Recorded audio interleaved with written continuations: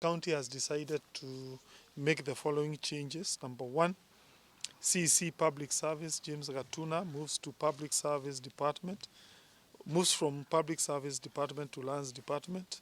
Dr. Winnie has been moved from Lands to Public Service Department. Number two, Chief Officer Angela Kioko has moved to Education. Kennedy Kehato has moved to Department of Culture. And Isaac Karoga has moved to Health Services. Three, the Transport Manager, Daniel Buru, has been redeployed to Department of Health. The new acting Transport Manager will be Frida Waithera. The officer in charge of fuel will be John Gedambo. Mushoki has been moved back to accounting duties.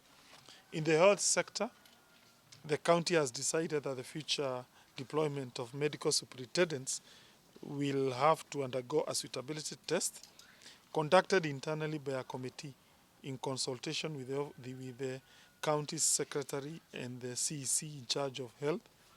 To implement these changes, all medical superintendents in our level 4 and level 5 hospitals are hereby directed to step down from 7th of September 2023.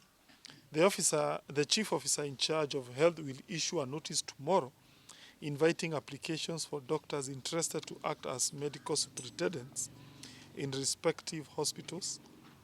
An objective suitability assessment test will be conducted, and the top 3 doctors will then undergo an oral examination before a committee to be constituted by the Chief Officer Health and the County Secretary. The successful candidate will serve for 1 year renewable term. At the renewal stage, a client satisfaction survey will be conducted to determine the necessity of renewal. The county received 3,300 applications for liquor licenses. Out of the respect we have for the Deputy President, we granted, originally we granted 1,100, but we established an appeal process, and a further 630 applicants were granted liquor licenses.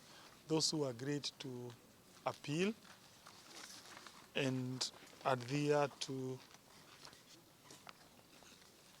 laws of the county. And therefore, we have a total of about 1,730 establishments.